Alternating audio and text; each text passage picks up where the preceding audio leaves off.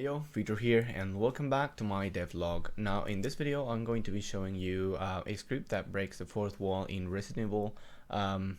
It's the original one. So every time we transition from one door to another, for those who don't know, in this game, when you go from one room to another one, you actually see a loading screen, which is a door animation, a door opening and closing.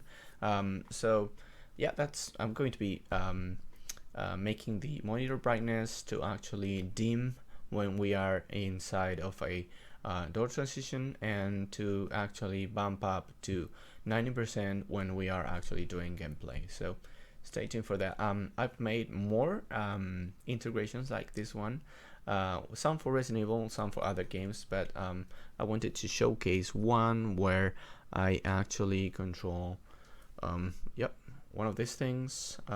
It's an RGB Wi-Fi LED, and I probably will be showcasing a video around here where every time my player takes damage, it's going to be changing color between red, which is going to be really low HP, and green with a phase of orange and yellow. So yeah, that's, if you want a video, please comment that in the comments below, and I will be doing a bit about that. So let's go to our desktop. I'm using OBS right now. Yeah, so you should be seeing around here a secondary webcam, which is going to be monitoring the desktop screen. I hope you can see the changes in brightness, and what I'm going to be doing is I'm going to be showing you the library itself that actually takes care of all this. I actually did this video before, but OBS was not wanting to record sound, so I'm re-recording this. So let me show you. I've got this is our main script, which is going to be taking care of controlling the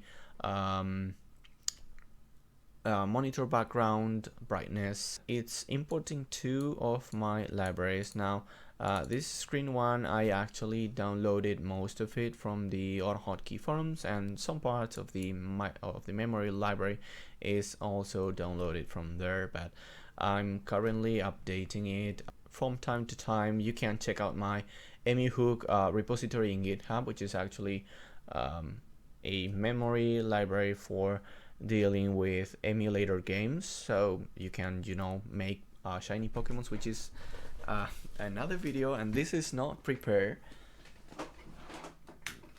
This has been sitting in my floor down there for over a year, and it's actually part of one of the videos I want to make. I actually made a mod for Mario 64 for moving you play with this, and it's a Wii balance board, and the video is actually about capturing shiny Pokemons with one of those things, so stay tuned for that and subscribe to the channel if you want to see that.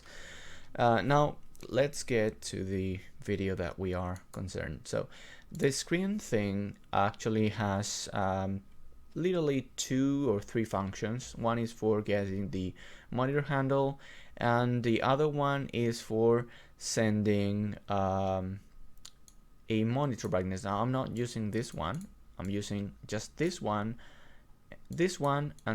So this one is for getting the handle to the monitor, and this one is for destroying that handle so that we do not have that memory occupied when we are not using it. And set monitor brightness is actually setting a BCP, sending a BCP message to our monitor.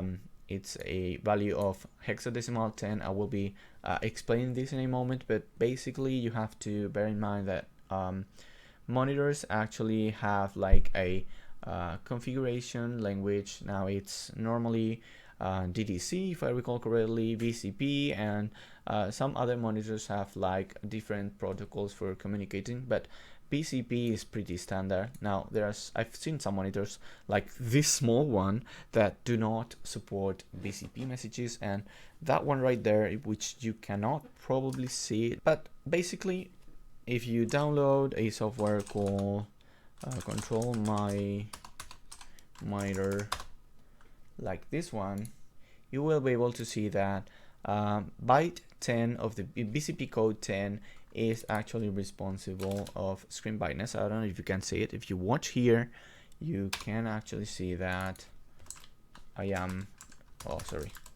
changing the monitor brightness. Okay, this memory library actually hooks to a process and gets the base address and allows you to read and write to directly to that process memory. So let me showcase the brightness library. So we can do, which is this function, set monitor brightness. We can do like F1 is going to decrease the brightness, and F2 is going to increase it. So if I run the script and I press F1, it's dimmed, and if I press F2, it's undimmed. Okay, it's like 90%, or sorry, 100%, 0%, 100%, 0%, 100%. Okay, and yeah, let's remove this because we're not using it. So what we are doing is I am hooking to biohazard.exe, which is the game that I'm going to be running, and I'm going to be reading the game's memory every 100 milliseconds, and I'm going to be reading this address. I am showcasing this tooltip so that you can clearly see when we are inside of a door animation and when we are not inside of a door animation. And how did I get this value? Let me first open up Cheat Engine. Now, if you go to my GitHub and you go to my projects, by the way, follow me on GitHub if you want to see this kind of scripts. No doors. Yeah. Oh, I received a star. Well, thank you, Punished Fiddle.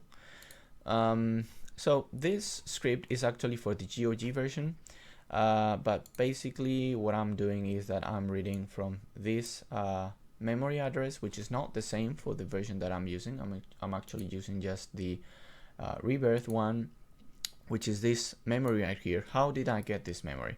Now, I know that in Resident Evil, every time you get inside of a door animation, a value is set to 3. So if I am to load a game and I go to a, well, I can just start searching. Let's start searching for a 0. It's 1 byte and scan. So every time I go to a door animation, it's going to be a 3. It's a 0 now. It's still a 0. It's a 3. And those 4 that appear in green are actually pointers. So it's a 3 now. 3, 3, 3. 0. And let's do it once again. 3. Yeah. You can see that there are like 3 addresses that we are actually interested in, but I'm actually only interested in these green ones, which are the pointers. So this one I'm not interested in, though it could also work. And this one, as you can see, 739,620 matches 739,620. So this is biohazard.exe plus the offset 739,620. Okay, so basically every time I get into a, I can actually remove that one, and as you can see here, every time I get into a door, it's a 3, I'm out, it's a 0, I'm in, it's a 3 again. Okay, so let's close Cheat Engine because we're not using it anymore. And this value is going to be true if it's a door, and it's going to be false if it's not a door. So if I run this,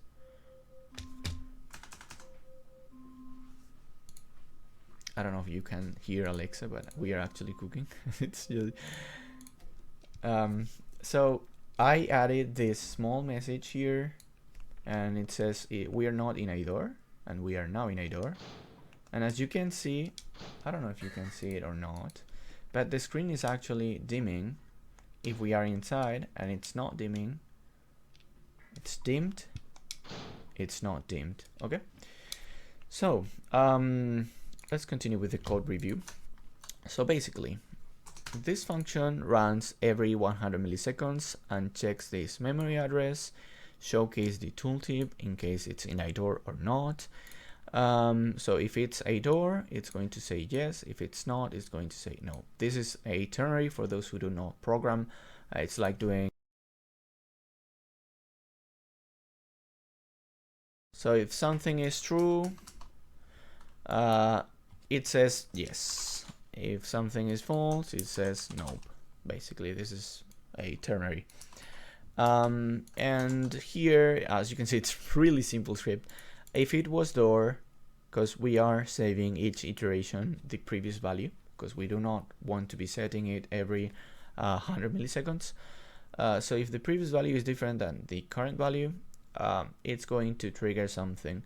In this case, if it's in a door transition, it's going to set the brightness to 0. If it's not, it's going to set the brightness to 100. Now, actually, the code here is calling to this function through this one. So basically, I'm doing 15 intervals of 6 times each. So basically, it's a way to smooth out the brightness change, because otherwise, if I were to use the default function, let's change it here, as you will be able to see now, it's going to be super drastic. So it's super dimmed, no dimmed, super dimmed, no dimmed. Okay, but I just wanted to have it like more of a progressive